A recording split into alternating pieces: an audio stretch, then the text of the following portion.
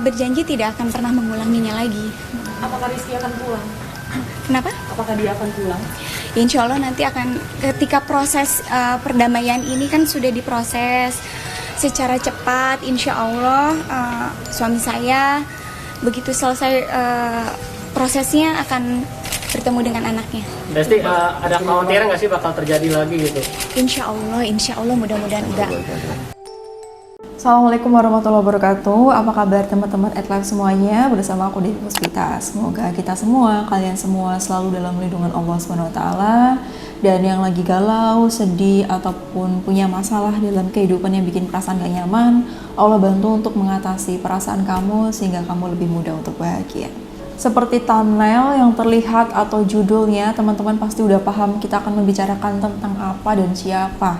Kekerasan dalam rumah tangga, kasus KDRT yang dialami oleh Lesti dan juga Rizky Bilar yang beberapa minggu ya semenjak dia melaporkan ini menghebohkan seluruh masyarakat Indonesia yang mengikuti, yang nggak tahu Leslar menjadi tahu mereka karena jadi aware terhadap KDRT itu gimana dan lain sebagainya, mendukung Lesti, bisa disebut seluruh Indonesia mendukung Lesti dalam tindakannya melaporkan suaminya. Namun baru saja kemarin terjadi ketika masyarakat udah puas pelakunya tertangkap dan sempat dipublish sama polisi di depan para media.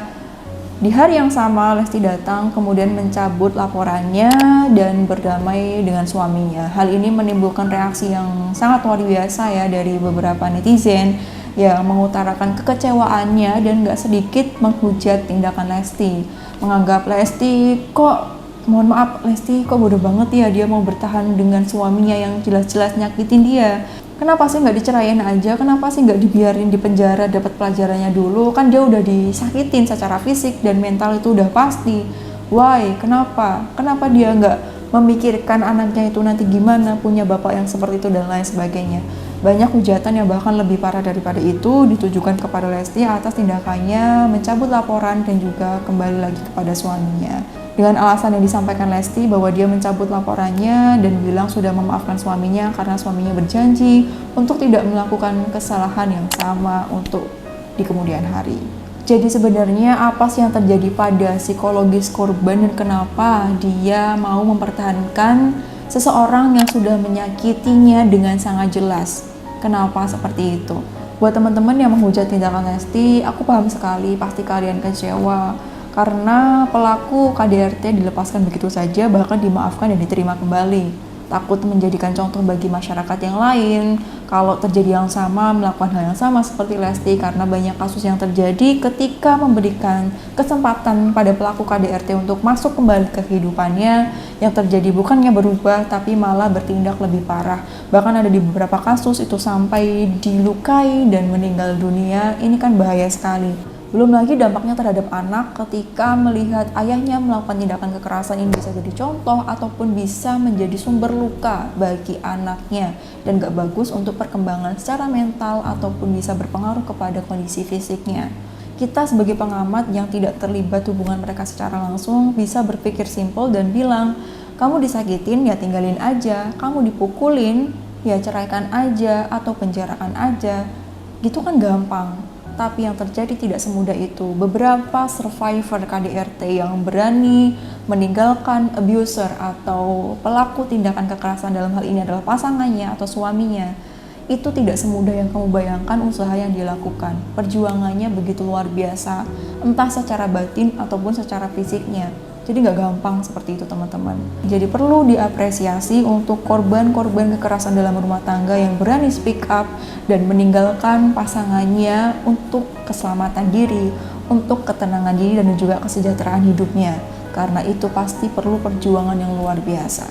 Lalu apa saja yang membuat korban KDRT ini mau bertahan meskipun sudah berkali-kali disakiti secara fisik ataupun secara mental? Yang pertama, efek manipulasi yang dilakukan oleh pelaku tindakan kekerasan. Pelaku tindakan kekerasan dalam rumah tangga selalu membawa sifat manipulatifnya dan hal ini dia gunakan untuk melobi korban agar mau menerimanya kembali, agar tidak meninggalkannya, agar mau terus-terusan dimanfaatkan entah secara finansial ataupun yang lainnya. Dan dalam hal ini contohnya adalah Seorang pelaku yang bilang minta maaf kepada korbannya, kemudian bahkan sampai bersujud-sujud dan berjanji tidak akan mengulangi kesalahan yang sama, dan fase ini disebut dengan fase honeymoon. Lalu reaksi emosional yang muncul pada perasaan korban ketika pelaku ini sujud-sujud minta maaf, aku janji kok aku gak akan lakuin kesalahan ini lagi, aku menyesali perbuatan aku sebelumnya, aku selama itu khilaf, aku tuh cinta banget sama kamu, aku melakukan hal ini itu karena aku sayang sama kamu. Itulah kata-kata yang diucapkan oleh para pelaku tindakan kekerasan dalam melobi korbannya agar diterima kembali, agar dia bisa memanfaatkan korban lagi ataupun dengan alasan yang beragam lainnya.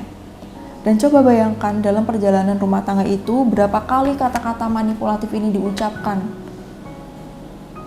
Pasti ngefek ke emosional atau psikis korban, di mana setelah itu dia merasa dirinya tidak berharga, mempertanyakan kualitas dirinya.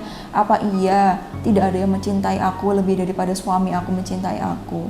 Jangan-jangan aku yang salah ya, dia mukul aku karena aku melakukan tindakan ini. Kayaknya wajar deh kalau aku mendapatkan pukulan karena aku bukan istri yang baik, karena aku sudah melakukan atau bikin dia sakit hati. Aku deh yang salah. Perasaan-perasaan seperti ini yang membuat dia bertahan, atau rasa takut misalkan, ditambah lagi ada keinginan atau harapan untuk mempertahankan rumah tangga karena takut mendapatkan pandangan dari masyarakat seperti ini, seperti itulah. Atau kadang suaminya bilang seperti ini, kalau aku tinggalin kamu nanti kamu jadi janda gimana? Nanti kalau kamu jadi seperti ini gimana? Gimana anak-anak kamu nanti kalau dia nggak punya ayah? Apa kata orang kalau dia nggak punya ayah? Sebagai seorang ibu, sebagai seorang istri, sering kali diomongin seperti ini. Kalau dalam kondisi emosi yang tidak stabil, dia benar-benar bisa mikir dan akhirnya mempertahankan rumah tangga yang sudah dia tahu itu toksik buat dirinya. Jadi bisa serumit itu teman-teman. That's why untuk lepas dari KDRT atau lepas dari toxic relationship itu tidak mudah. Jangankan yang menikah ya, yang pacaran pun ada yang seperti itu, memilih untuk bertahan dengan pasangannya meskipun pasangannya tuh sering kali ngata-ngatain dia, sering kali membuat dia merasa tidak berharga. Jadi ada yang curhat di @live ya teman-teman, cerita padahal pasangannya ini udah berkali-kali membuat dia merasa tidak berharga dengan kata-kata yang buruk. Udah tahu seperti itu, dia kemudian memilih untuk bertahan karena katanya pasangannya akan berubah suatu hari nanti, katanya dia bisa merubah pasangannya untuk cinta sama dia ketika menikah. Keyakinan-keyakinan seperti ini itu jangan teman-teman. Sehingga yang terjadi apa? Dia mempertahankan rumah tangga karena proses manipulasi yang dilakukan oleh pasangannya ini sudah terlalu banyak sekali. Manipulasi yang dilakukan oleh pelaku KDRT berkali-kali ini ibaratnya ya kayak lapisan tertentu, 1 lapis manipulasi, 2 lapis, 3 lapis dan sebagainya sampai ke 10 mungkin. Kemudian ini ada korban KDRT, kamu minta dia untuk menghancurkan ini sekaligus, sekali aja. Ya udah tinggal hancurin aja, nggak bisa, ini masih ada 10 lapis, 9 lapis yang lainnya. Beda sama kita cuma ada 1 lapis yang kita lihat, maka kita akan bilang, aku tonjok ini mudah kok, gampang kok. Kita akan bilang seperti itu karena beda kondisi teman-teman. Jadi jangan langsung menghujat, kita perlu tahu sebabnya itu apa. Kemudian yang kedua, adanya anggapan dalam masyarakat bahwa kekerasan dalam rumah tangga itu hanyalah kerikil kecil dalam rumah tangga. Ketika seseorang punya anggapan seperti ini, percaya dengan anggapan seperti ini, dan terjadi kekerasan dalam rumah tangganya, dia akan menganggap ya namanya bahtera rumah tangga, pasti juga ada cekcoknya, pasti ada berantemnya, padahal berantemnya ini disertai dengan pukulan. Karena menormalisasi hal itu, menganggap hal itu wajar. Dan ada yang terjadi mengalami KDRT dan lapor kepada keluarganya sendiri, malah responnya, mana kamu gak ada kok pipi merah atau pukulan dari suami kamu, makanya kalau jadi istri itu jangan bikin emosi suami, biar kamu gak dikasarin, biar kamu gak mukul. Ketika dia mendapatkan respon seperti ini, di saat dia membutuhkan pertolongan untuk diselamatkan, setelah itu dia pasti pukulin suaminya, dia diam. Gak kemudian yang terjadi mendapatkan kabar bahwa akhirnya beliau meninggal akibat kekerasan yang dilakukan oleh suaminya sendiri. Jadi jangan sampai terjadi seperti itu ya teman-teman. Maka dari itu video ini hadir untuk mengedukasi bahwa kekerasan dalam rumah tangga bukanlah hal yang wajar. Ini bukan kerikil kecil, tapi ini batu besar yang harus disingkirkan dan harus menyelamatkan diri jika ada tanda-tanda kekerasan dalam rumah tangga. Seperti video yang aku bikin sebelumnya, unsur kekerasan dalam rumah tangga itu ada kekerasan verbal, ada kekerasan fisik, ada kekerasan verbal itu yang menyebabkan kesengsaraan psikologis, kemudian ada penelantaran dalam rumah tangga, itu udah masuk dalam kekerasan dalam rumah tangga. Sehingga kalau sampai terjadi pukulan ataupun tamparan itu udah kasar namanya. Ini tidak normal, ini tidak wajar sehingga harus mendapatkan tindakan. Kemudian yang ketiga, merasa tidak berdaya secara finansial ketika ditinggal suaminya. Ini terjadi pada ibu rumah tangga yang mohon maaf mungkin selama ini dibiayai sama suaminya, dinafkahin sama suaminya, dan dia fokus untuk merawat rumah, kemudian merawat anak, atau dalam arti lain tidak bekerja atau tidak berkarir, sehingga penghasilan itu bersumber dari pendapatan suaminya. Dan ketika terjadi kekerasan dalam rumah tangga, dia mau mengambil keputusan untuk bercerai, dia bingung, khawatir, gimana ya nanti kalau misalkan bercerai anak aku gimana? Atau nanti siapa yang membiayai, siapa yang menafkahi, lalu hidupku ke depannya seperti apa, hidup anak-anak ke depannya kayak gimana. Ini juga menjadi salah satu problem yang perlu diatasi ya teman-teman. Maka dari itu kita sebagai lingkungan jika terjadi seperti ini jangan buru-buru menghakimi ya. Jangan buru-buru menghakimi, karena apa? Kita nggak tahu apa yang sebenarnya terjadi. Yang mereka perlukan adalah dukungan ketika mendapatkan tindakan kekerasan dari pasangannya. Bukanlah hujatan yang mungkin kita tahu hanya sisi permukaannya aja dan menghakimi seolah-olah tahu segalanya, padahal yang terjadi lebih parah daripada itu, atau ada sesuatu yang membuat dia susah untuk lepas dari pasangannya. Sehingga ini bisa jadi alasan kenapa seseorang memilih bertahan pada rumah tangganya toksik. Sehingga maka dari itu kita sebagai perempuan alangkah lebih baiknya kalau kita terus mengupgrade diri untuk terus belajar kapanpun itu dan seusia berapapun kita, karena belajar itu tidak mengenal usia. Dan belajar bisa dimanapun, dari manapun. Misalkan kita belajar untuk belajar masak nih, lihat di YouTube, kemudian bikin usaha di rumah dan sebagainya, atau kita belajar hal lain yang kita bisa manfaatkan untuk berpenghasilan seperti itu, agar kita bisa menjadi wanita yang berdaya. Kemudian keempat, bertahan demi anak. Alasan seperti ini seringkali diungkapkan oleh korban-korban kekerasan dalam rumah tangga, karena berpikir bahwa biar bagaimanapun anak saya tuh butuh sosok ayah, biar bagaimanapun dia adalah suami saya, biar bagaimanapun dia adalah ayah dari anak-anak saya, dan anak saya itu perlu sosok ayah, sehingga bertahan itu lebih baik karena anak saya membutuhkan keberadaan suami saya sebagai seorang ayah gitu. Namun dalam hal ini perlu diperjelas, sosok ayah yang seperti apa sih yang dibutuhkan dalam perkembangan anak agar anak menjadi anak yang bahagia. Anak memerlukan sosok ayah yang baik, contoh yang baik bagi perkembangannya. Dan dalam hal ini, anak tuh sebenarnya nggak peduli apakah dia ayah kandung atau ayah sambung. Yang penting dia adalah sosok ayah yang baik. Karena kita perlu perannya, bukan hanya kehadiran secara fisik aja. Jika ada kehadiran secara fisik namun seringkali mukul, seringkali kata-kata kasar dilontarkan, apakah ini baik untuk perkembangan anak? Dan apakah anak akan bahagia di saat dia berkembang dan menjadi dewasa nanti? Dengan proses dia seringkali dikata-katain, atau ayahnya nih seringkali kasar kepada ibunya, dia seringkali melihat itu, pertengkaran rumah tangga seringkali terjadi, ayahnya nggak bisa kontrol emosi. Apakah yakin anak akan bahagia melihat pemandangan ini dalam perkembangannya? Aku nggak yakin. Dan banyak juga, dan tidak sedikit kasus kekerasan dalam rumah tangga yang terjadi, bukan hanya melibatkan ayah dan ibu, anak juga menjadi korban. Marah kepada istrinya, anaknya menjadi pelampiasan, dipukul, disiksa, sampai babak belur, gak peduli anaknya ini masih kecil atau gimana. Meskipun dewasa pun juga jangan ya, seperti itu. Saya marah, ya saya harus melampiaskan emosi saya saat ini juga, gak peduli di depan saya ada anak atau apapun siapa dia. Emosi ini harus tersampaikan. Akhirnya anaknya ditampar, dipukul, diseret atau apapun itu.